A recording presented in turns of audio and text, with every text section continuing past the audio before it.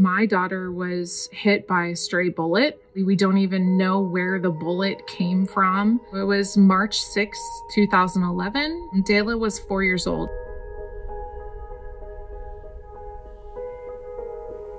My then husband was teaching the children gun safety. It's kind of a tradition in their family. She had gone with her father, her brother, her grandfather. I remember Dayla being extremely excited because she was going out with the boys. It's a recreational area. You can camp, ride around, and you can also openly shoot. Dayla's dad knew that the best and the safest place to be was further back. And so that's what they did. The vehicle was away from where they were actually shooting. We had an SUV, and so the kids were sitting in the back with the hatch of the vehicle lifted up.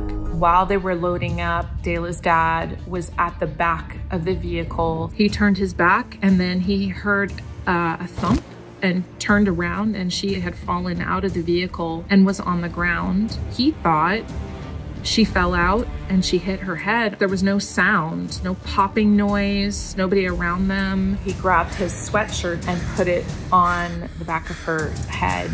Dayla's dad jumped into the passenger seat with her in his lap, and he called 911. She couldn't be sent by ambulance. That wasn't fast enough for the type of injury that she had. So they sent a helicopter.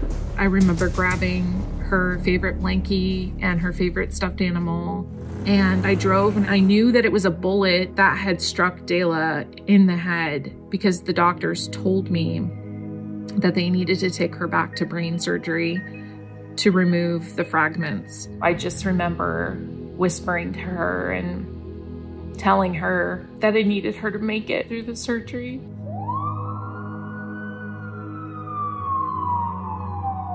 It was not from a violent person. We don't even know where the bullet came from.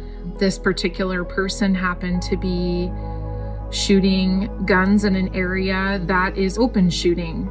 We may never know who it was, and they may never know who they are. The date Dayla passed was the third day she was on life support, and we had been told that there was no brain activity. We sat on the bed with her, and they would lift her into each person's arms, so everybody got to hold her before we said goodbye. We still grieve for Dayla. We signed papers to have her organs donated. I did receive a letter from a man. He received her kidneys. I was really happy to know that she had helped him. Even though it's 11 years, people still remember Dayla, and I appreciate that. Gun violence is very real for a lot of kids in this country. After the incident, I felt strongly that I needed to make sure that my son had the most secure environment for him. There are people out there that have experienced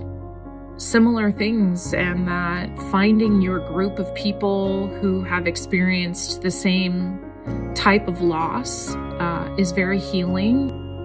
I am seen. Are you?